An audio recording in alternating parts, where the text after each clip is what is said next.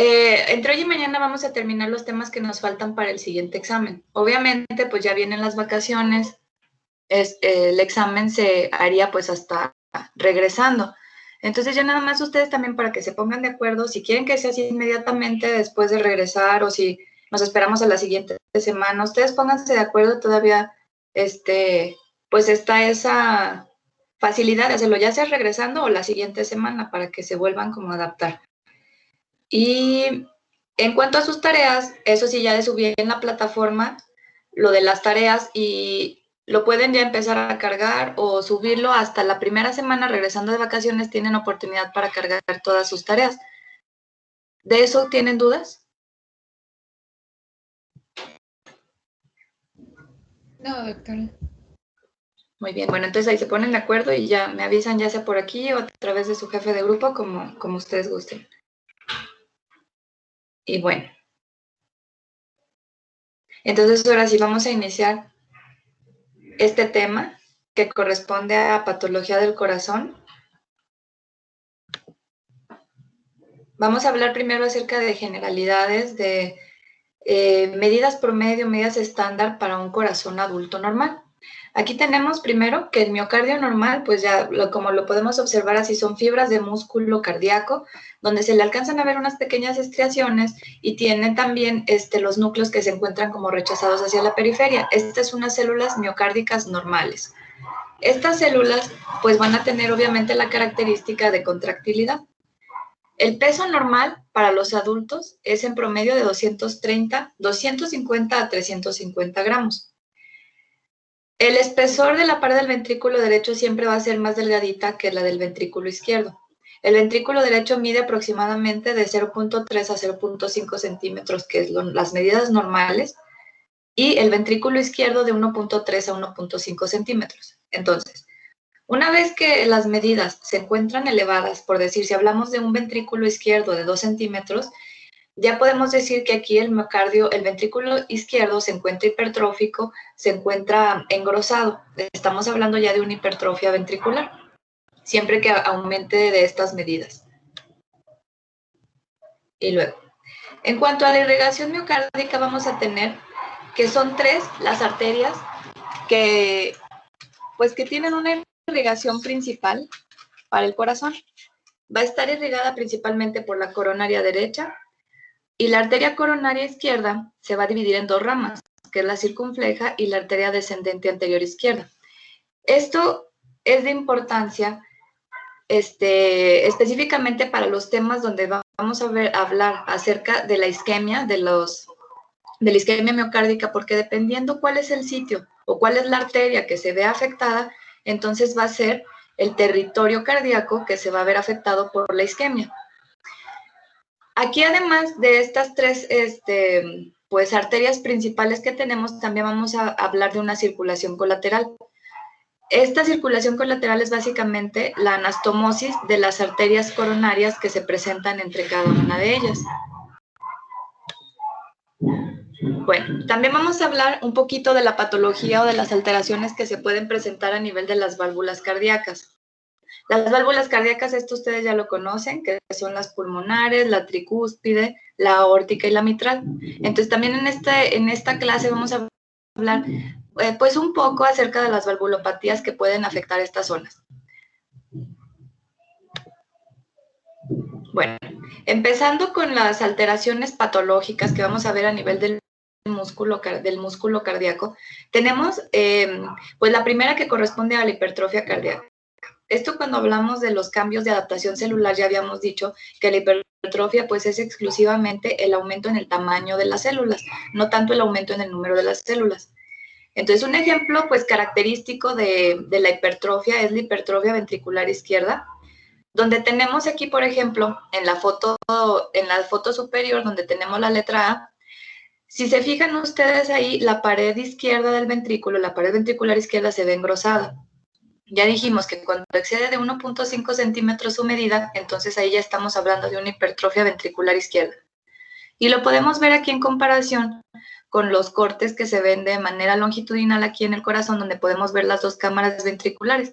Si se fijan, en la imagen de hasta la izquierda, tenemos una hipertrofia muy importante del ventrículo izquierdo, y el ventrículo derecho pues prácticamente no muestra ninguna alteración. Incluso la cavidad ventricular pues se ve ya muy obstruida por todo este aumento en el espesor de la pared.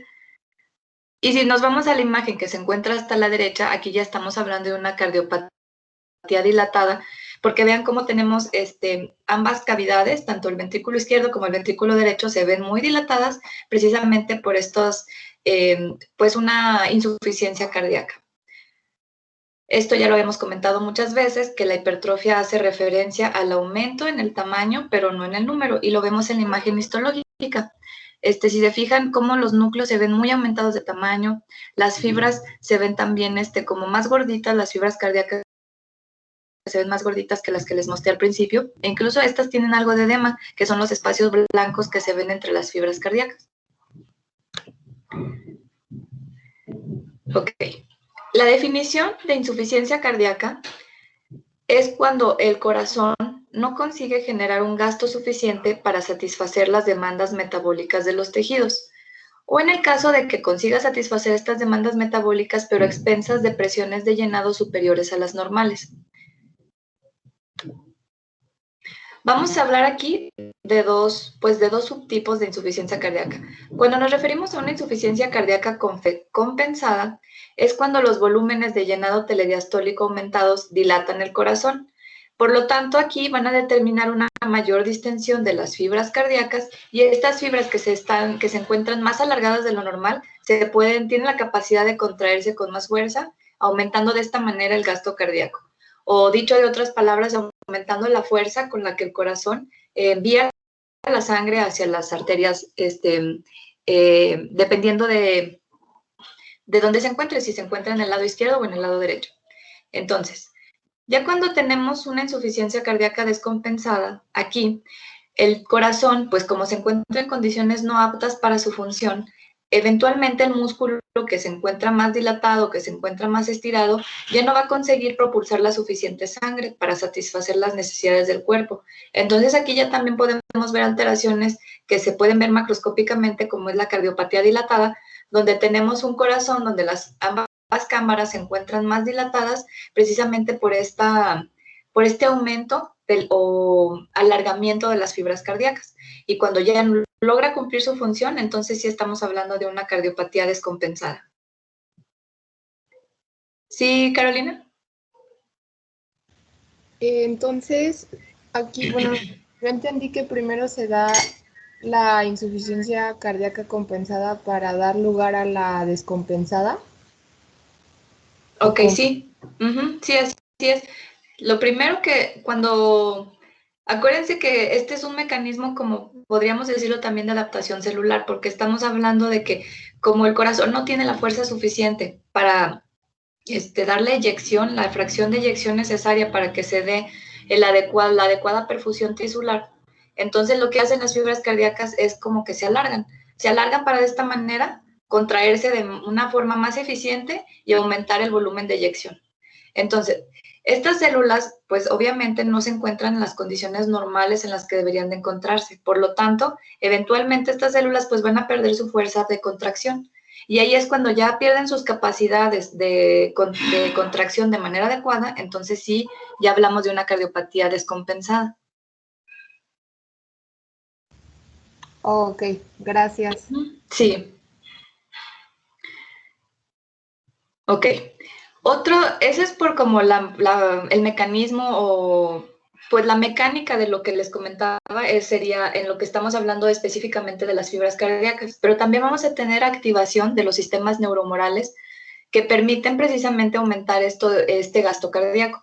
Por un lado, tenemos la noradrenalina, que lo que hace es aumentar la frecuencia cardíaca y la resistencia vascular. Se activa también el sistema renina-angiotensina-aldosterona, y ¿qué es lo que busca? Pues retener agua y sal para que se dé un aumento del tono vascular. Y ya después vamos a tener que el péptido natriurético lo que hace es que hay una diuresis y relajación del músculo liso vascular. Entonces estos son como sistemas o mecanismos que también actúan de manera compensatoria cuando hay una falla cardíaca. Entonces, vamos a empezar con la insuficiencia cardíaca izquierda, que es la causa más frecuente de cardiopatía isquémica. La causa más frecuente, perdón, de insuficiencia cardíaca izquierda es la cardiopatía isquémica. Pero también puede presentarse secundaria una hipertensión sistémica o alguna enfermedad, ya sea de la válvula aórtica o de la válvula mitral. Las características clínicas de la insuficiencia cardíaca izquierda son la primero vamos a tener alteraciones que están relacionadas directamente con la disnea, la ortopnea y la disnea paroxística nocturna. Bueno, ¿quién me quiere ayudar con estos términos? ¿A qué se refiere disnea? ¿Qué es ortopnea? ¿Qué es disnea paroxística nocturna? ¿Qué es cada una de estas definiciones?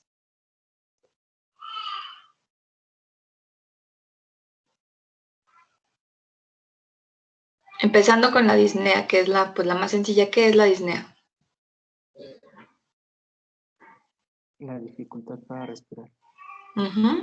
¿Y la ortopnea a qué se refiere? Pues yo la asocio con la posición en la que está. Puede ser acostado o, bueno, que es dificultad para respirar acostado y se alivia de pie. Exacto, ajá, o en posición, sí, así es. ¿Y la disnea paroxística nocturna qué es? Pues que se manifiesta por la noche. Y como la definición dice paroxística, que hace referencia a que es súbita, de repente, que puede estar la persona durmiendo y súbitamente tiene falta de aire. Entonces, estas tres van a ser las características clínicas más importantes que se manifiestan en una insuficiencia cardíaca izquierda. Pero también vamos a tener otro tipo de alteraciones dependiendo de cuál sea la intensidad de esta insuficiencia, como puede ser cardiomegalia, y acuérdense que esto está en relación tanto a la hipertrofia ventricular como a la dilatación de las cavidades. La taquicardia, y estos mecanismos pues están en relación con la activación de los mecanismos neurohumorales. La presencia de un tercer tono, la presencia de estertores finos en las bases pulmonares, insuficiencia mitral, fibrilación auricular, formación de trombos secundarios a estasis sanguínea y edema pulmonar. Obviamente estos en mayor o menor medida, pero son características clínicas que se pueden presentar. Bueno, aquí les muestro las características morfológicas de la insuficiencia cardíaca izquierda.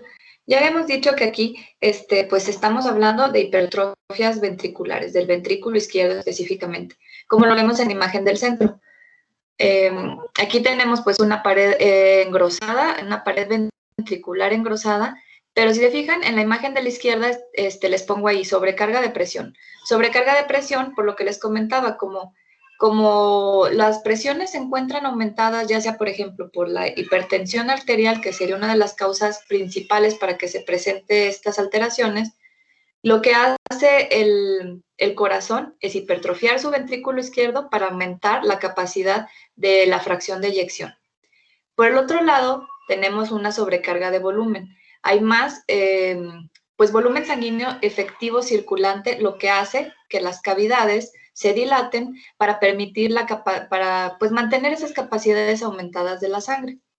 Entonces, aquí tenemos ambos ejemplos donde tenemos la hipertrofia ventricular izquierda, pero por un lado con sobrecarga de presión y por el otro lado cuando hay sobrecarga de volumen y tenemos la dilatación de las dos cámaras. Y luego, histológicamente, aquí, bueno, este corte para empezar, ¿de qué es? Este es un corte histológico ¿de qué? ¿Qué tejido es?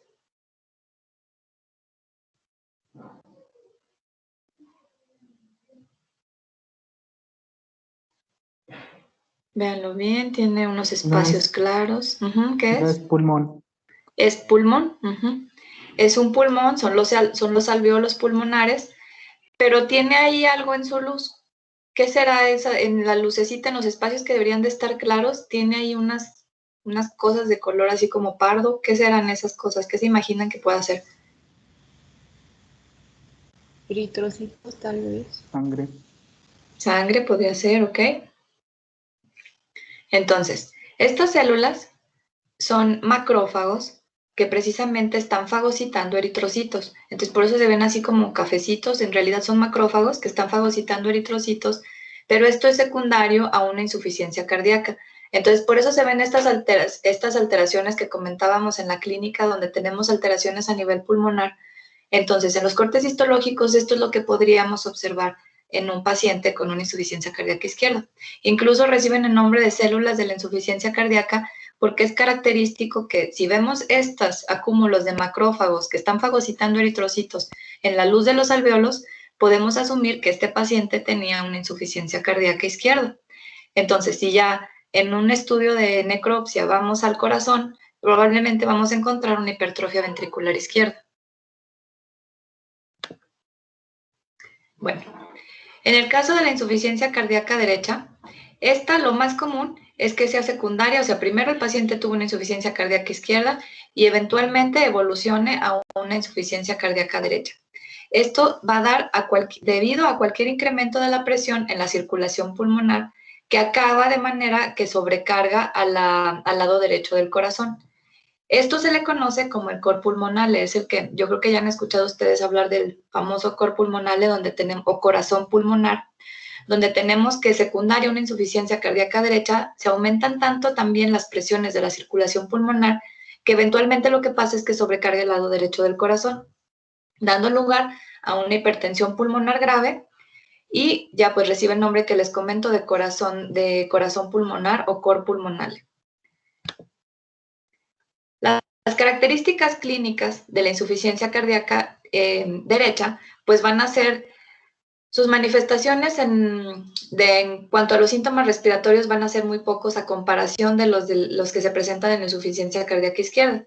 Aquí más bien va a estar en relación con la congestión venosa, portal y sistémica que se produce secundaria a estos aumentos de las presiones a nivel pulmonar.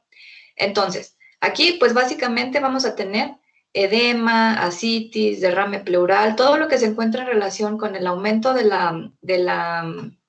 ¿cómo se dice? De la congestión venosa, todo lo que esté relacionado con la congestión, pues vamos a verlo más bien en la insuficiencia cardíaca derecha.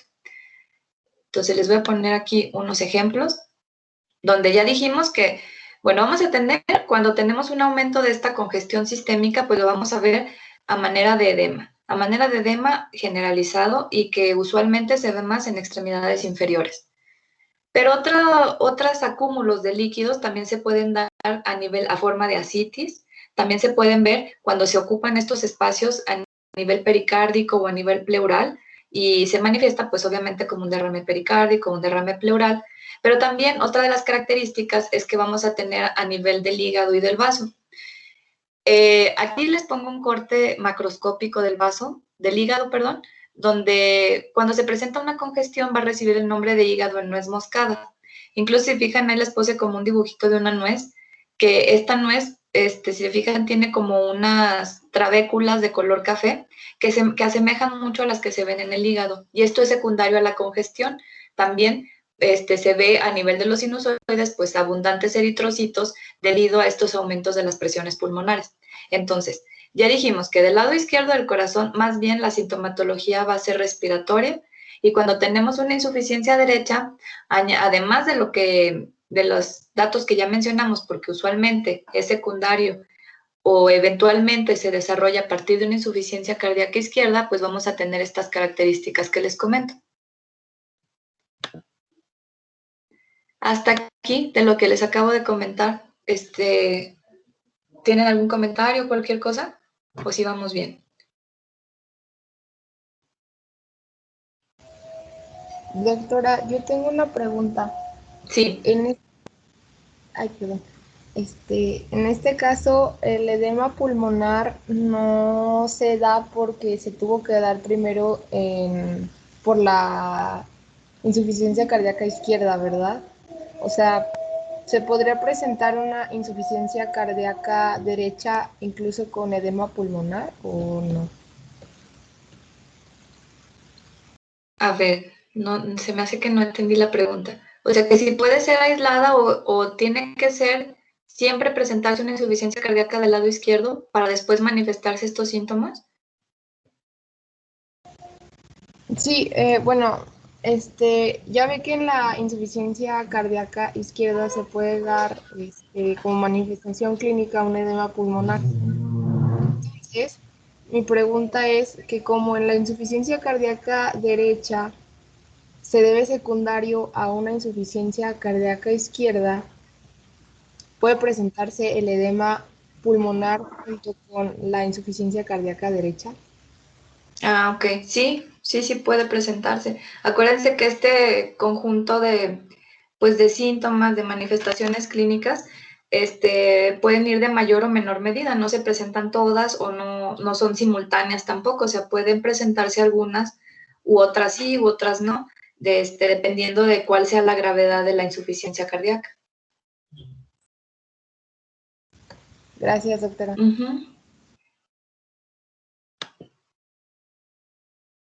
Bueno, dentro de otro grupo de alteraciones que vamos a ver, vamos a hablar de algunas de las más frecuentes de las cardiopatías congénitas. Entonces, aquí si se fijan, pues les pongo una listita donde vienen pues varias malformaciones congénitas que están relacionadas a nivel del corazón. La más frecuente, la más común, va a ser la alteración a nivel del septo ventricular. Esta es la más frecuente, si se fijan, corresponde hasta un 42% de las malformaciones congénitas por 1 millón de nacimientos. Entonces, después le sigue la alteración a nivel del septo auricular, la estenosis pulmonar y la persistencia del ducto arterioso, y después la tetralogía de Fallot. Entonces aquí tenemos pues estas manifestaciones que van a ser las más comunes de la cardiopatía congénita y vamos a hablar de esas. Sin embargo, pues si se fijan, tenemos un grupo más grande donde tenemos otro tipo de alteraciones. Primero vamos a decir cómo es que se agrupan estas malformaciones. Vamos a tener que se agrupan en 3 categorías principales. Aquellas que causan una malformación que causa un cortocircuito de izquierda a derecha, las que causan un cortocircuito de derecha a izquierda y las malformaciones que causan obstrucción. Entonces aquí nada más les pongo estos esquemitas para que recordemos cómo es lo normal, cómo se encuentra de manera normal el corazón. Y aquí tenemos, pues, primero empezando del lado derecho del corazón. Aquí tenemos que recibe la sangre a partir de la vena cava superior. Llega hacia la aurícula derecha, se dirige hacia el ventrículo derecho y la sangre se va a dirigir hacia las pulmonares para que llegue a la circulación pues, pulmonar.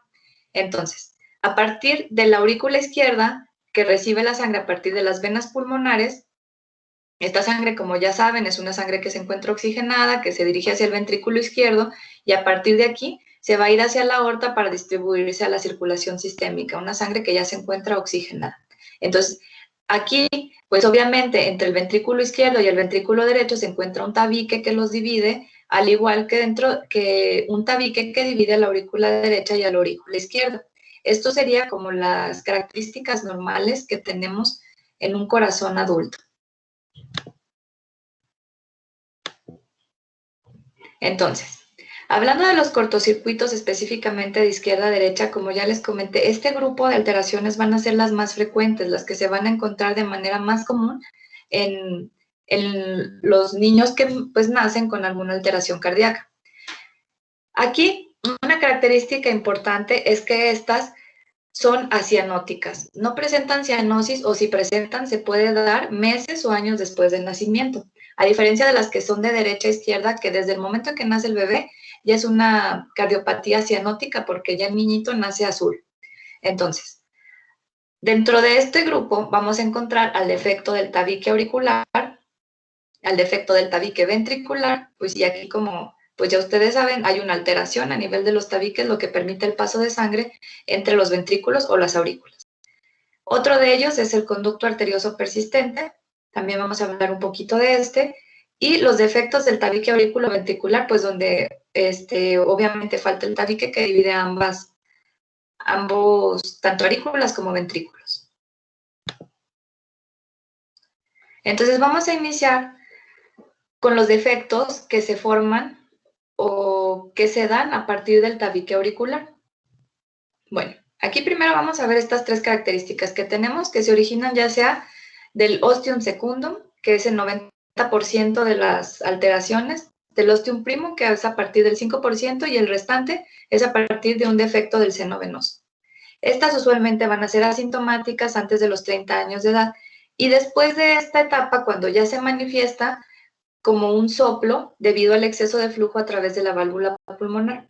Entonces, estas por lo común van a ser asintomáticas durante la vida de estas personas que cursan con esta malformación, van a ser totalmente asintomáticas, y en algún punto, por alguna exploración física o cualquier otra cosa que está, pues que el paciente se somete a algún estudio, entonces se detecta que ahí hay un soplo, pero esto, como les digo, debido al flujo que se encuentra aumentado a través de la válvula pulmonar. Sin embargo, pues este no afecta la vida, no afecta la función de estos pacientes. Entonces, aquí les voy a poner un pequeño videíto, me dicen.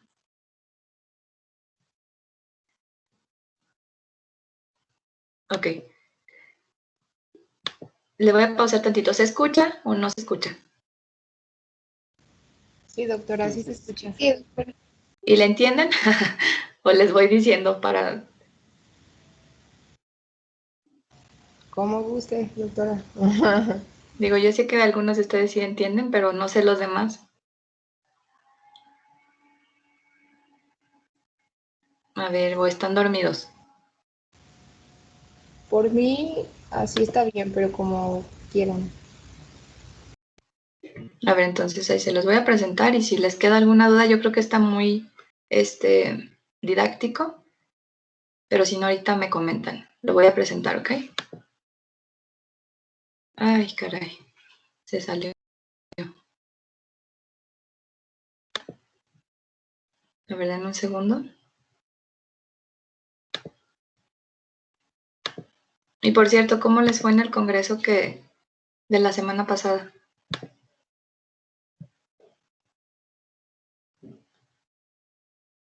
Bien, sí, estuvo interesante. Sí.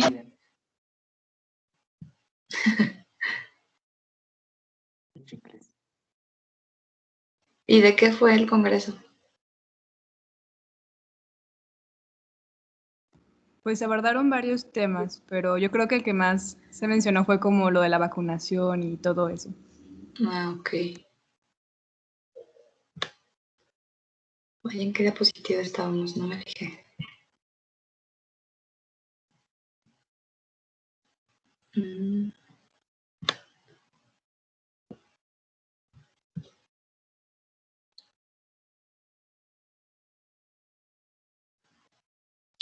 Ya va, es que como que se carga muy lento.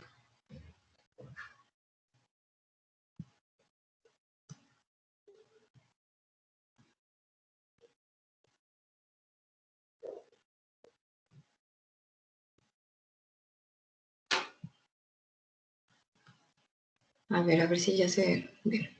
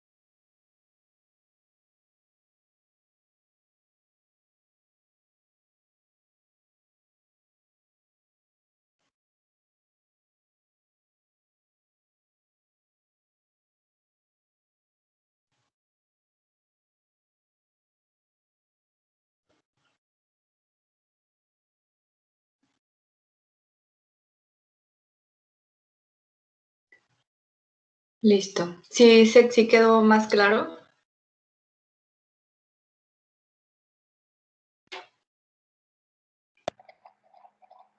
Maestra, el video se pausó en el minuto 3:10, pero no sé si usted lo pausó o sea, hasta ahí tenemos que ver, o si se pasó sin que se dé cuenta. ¿A todos les pasó lo mismo? Sí, a mí también se pausó. A mí también. De hecho, yo pensé Ok. que esto estaba pausado porque iba a hablar, pero no. Ok, bueno, entonces nada más voy a poner la imagen y les voy a ir diciendo, porque si luego no sé por qué falla. A ver, entonces ya vieron lo que dijimos, por qué se origina dijimos que el principal defecto que se va a presentar es cuando hay una alteración a nivel del septum secundum.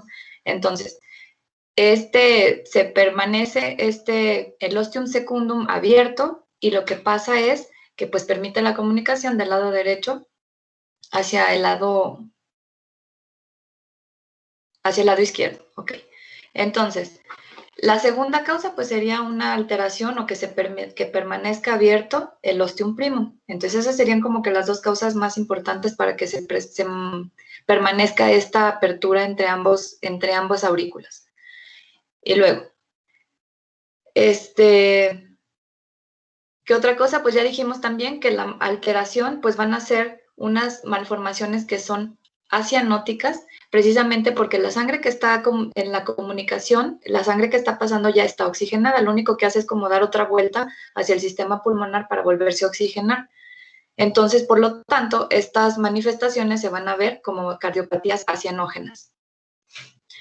¿Qué otra cosa? Una de las alteraciones, que se puede presentar es la presencia de estos trombos. Ya habíamos hablado también en clases anteriores del embolismo paradójico, que dijimos que cuando se presentan trombos, se pueden pasar a través de este conducto que se encuentra permeable y por lo tanto llegar hacia la circulación sistémica y obstruir algún vasito sanguíneo en la circulación sistémica, pero que pasó por ese agujero que no debería que debería de estar cerrado. ¿Cómo se repara esto? Pues ya sea que se queda en vigilancia el paciente, porque usualmente se manifiestan como asintomáticos, o se hace una cirugía preventiva para cerrar ese defecto y evitar precisamente complicaciones como pueden presentarse, como lo que les comentaba de estos embolismos. Entonces, ¿qué otra cosa de esto? Lo que también les comenté hace un momento, que cómo se puede manifestar como un soplo, precisamente por el aumento a nivel de las válvulas pulmonares que se encuentran sobrecargadas y por lo tanto se escucha como un soplo que se escucha a nivel de la pulmonar. Bueno, sí queda un poquito más claro. Al cabo, la presentación está ya cargada y al rato la pueden ver si quedaron algunas dudas.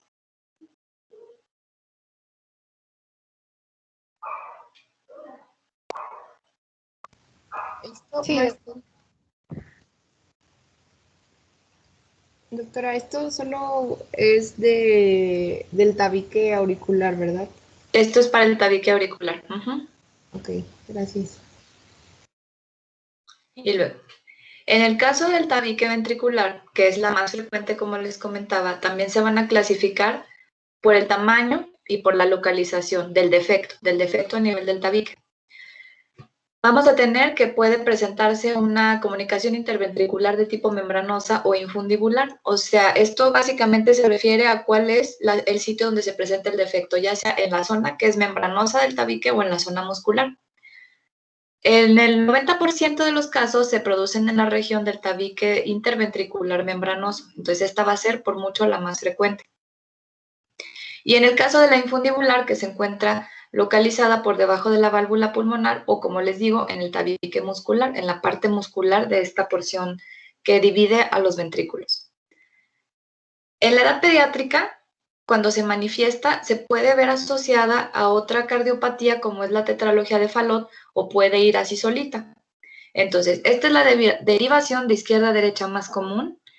Y también se puede manifestar con una hipertrofia ventricular derecha, hipertensión pulmonar precoz y eventualmente puede causar una inversión de la derivación, es decir, que si inicialmente era una derivación de izquierda a derecha, posteriormente, precisamente por esta hipertrofia ventricular, por los cambios que habíamos mencionado hace un momento, se dé una inversión de la derivación y cause una derivación de derecha a izquierda, ahora sí que sea una cardiopatía que se vea cianótica y que pueda causar la muerte. Entonces aquí sí es importante cerrar este defecto, a diferencia de lo que hablábamos en el defecto del tabique auricular, que puede presentarse asintomático sin ninguna molestia para el paciente, pero en este caso, como pueden ver, sí hay más alteraciones clínicas y sí se tiene que cerrar el defecto.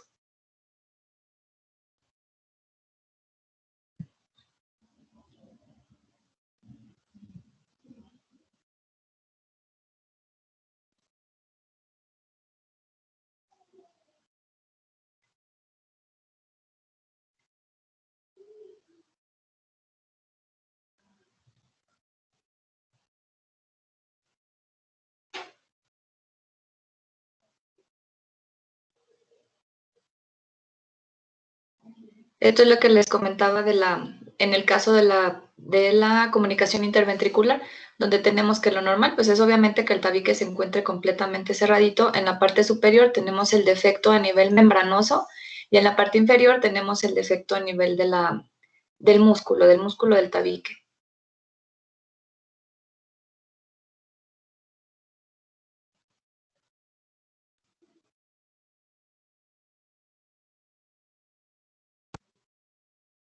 Y aquí está, o sea, tenemos el cojín endocárdico, que pues es de donde se originan ambos septos, tanto el auricular como el ventricular, y hacia abajo crece la porción membranosa del tabique, y a partir del ápex o de la punta del corazón vamos a tener que crecer esta porción muscular. ¿Dónde dijimos que se da el defecto con mayor frecuencia? Pues a nivel de la porción membranosa.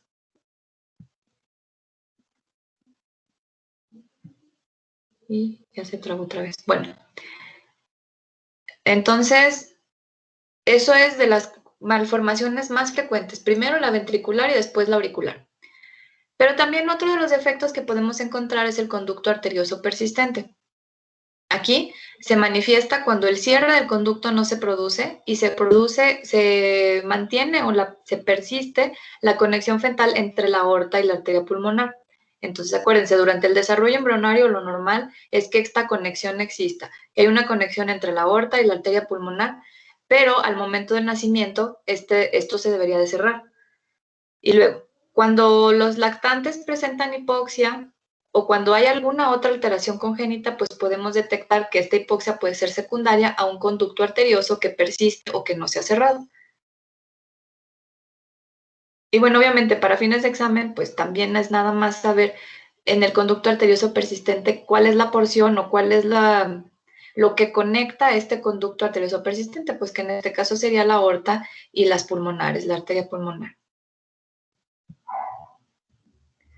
Y luego, en el caso de los cortocircuitos de derecha a izquierda, aquí únicamente pues vamos a mencionar a la tetralogía de Fallot. Estos ya, como les comenté ya anteriormente, cursan con cianosis desde el momento del nacimiento. Estas son patologías que cursan con cianosis. Desde el momento que nace el niño, pues ya nace azulito, dependiendo de, por supuesto, cuál sea el grado de alteración que se presente. Entonces vamos a tener tetralogías de Fallot que son clásicas y aquellas que presentan una comunicación ventricular o las que no presentan una comunicación ventricular. Las características clásicas, esas 4 características clásicas de la tetralogía de Fallot son los defectos a nivel del tabique ventricular, la estenosis subpulmonar, el cabalgamiento de la aorta sobre este defecto del tabique ventricular y la hipertrofia del ventrículo derecho. Todas estas son las manifestaciones para decir que una tetralogía de Fallot es clásica o que está completa.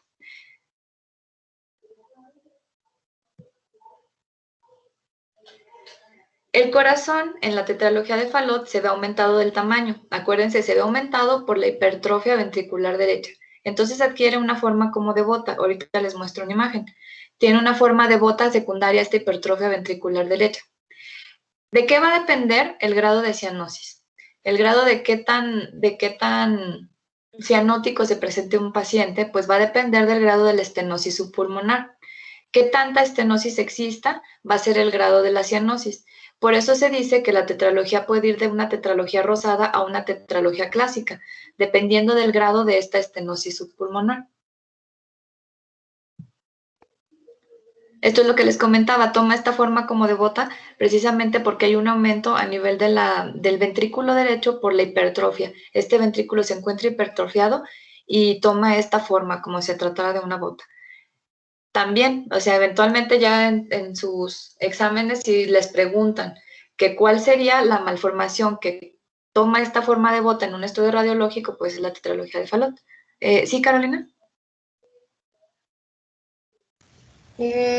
¿A qué se refiere con estenosis subpulmonar? O sea, que es como el cierre de la válvula pulmonar, Sí, ajá, eso es.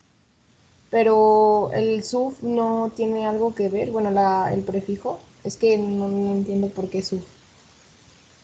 Lo que pasa es que no es directamente, a ver, déjenles pongo una imagen a ver si se ve.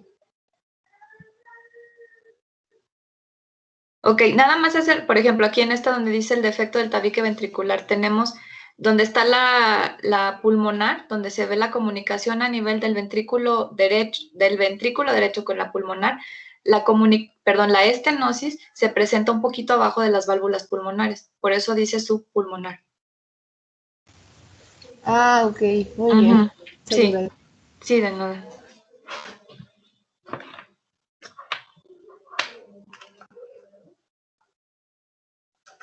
Ok. Entonces, el otro grupo de anomalías es secundaria a una anomalía congénita obstructiva. Donde tenemos esto va a ser directamente a nivel de que se produzca una obstrucción a nivel de las válvulas cardíacas o de los grandes vasos, que puede ser una coartación de la aorta, que sería lo más frecuente, estenosis o atresias pulmonares o atresias aórticas.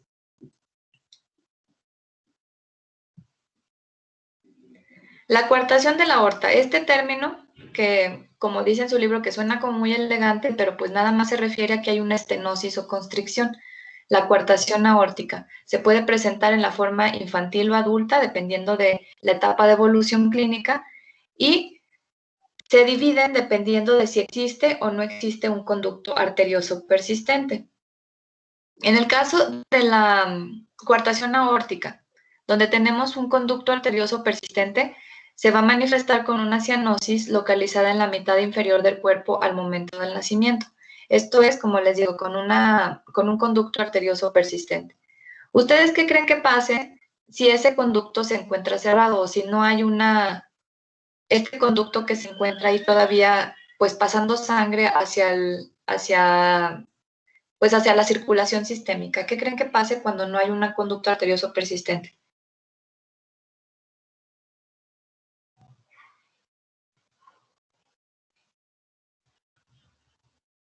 ¿Lo podría repetir, maestra, por favor? Sí. Si les comento que en la coartación de la aorta clínicamente va a depender de si existe o no existe una coartación, un conducto arterioso persistente. En el caso de cuando tenemos un conducto arterioso persistente, podemos ver cianosis en la mitad inferior del cuerpo desde el nacimiento. Pero en el otro caso que les comento, que no hay conducto arterioso persistente, ¿cuál manifestación clínica creen que se presente en este caso?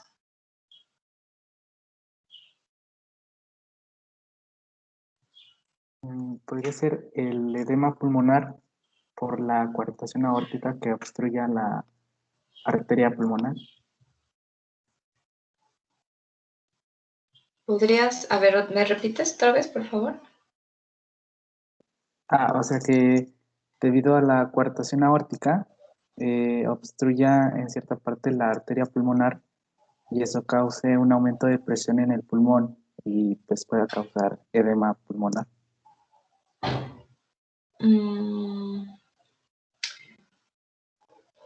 Bueno, pues no va por ahí la respuesta. Pero bueno, si quieren, revísenlo eso y mañana me lo comentan. ¿Sale? ¿No causa el cabalgamiento? Cabalgamiento, no. No, revisen mañana. También ahí tienen su libro, cuál es una y cuál es otra. Cómo se manifiesta una y cómo se manifiesta otra. Doctora, Maestra, Ajá. No, si quiere, perdón. Primero, Cara. Ah, perdón. Bueno, yo viendo las imágenes, se ve que la aorta está un poco más dilatada, entonces a lo mejor podría ser que se dé una dilatación en el ventrículo, tal vez, izquierdo. Ok. Bueno. Ok, revisen eso, ¿sale? Y me comentan mañana. Pues ya se nos acabó el tiempo, entonces mañana vamos a continuar. Revisan esto y continuamos con lo de cardiopatía isquémica, que pues es también una parte muy amplia de lo que vamos a hablar en este tema.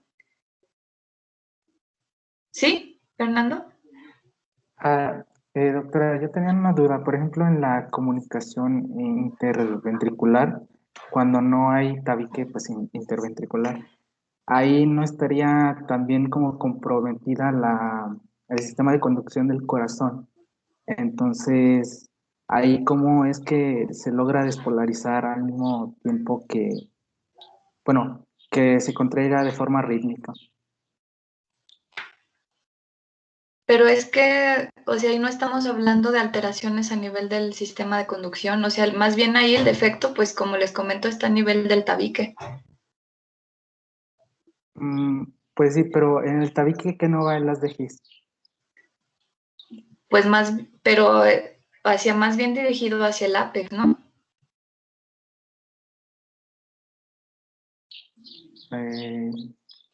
Bueno, ¿sabes qué? Lo voy a leer, lo voy a buscar porque pues específicamente no lo había pensado así, pero mañana lo reviso y te digo mañana. Ok, gracias. Sí, también tú para que lo revises a ver si encuentras lo que me preguntas. Sí, gracias. Sí. ¿Alguien más?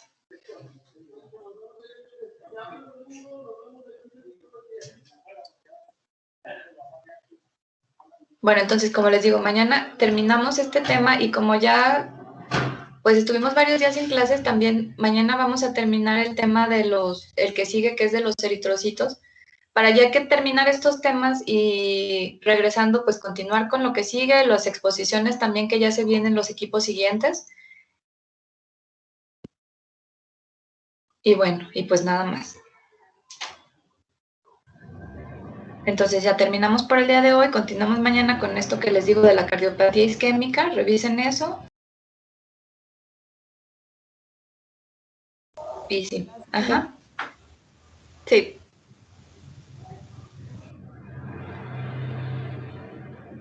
Muchas gracias, doctora. Muy bien. Gracias, doctora. Gracias a ustedes, Gracias, hasta doctora. mañana. Gracias.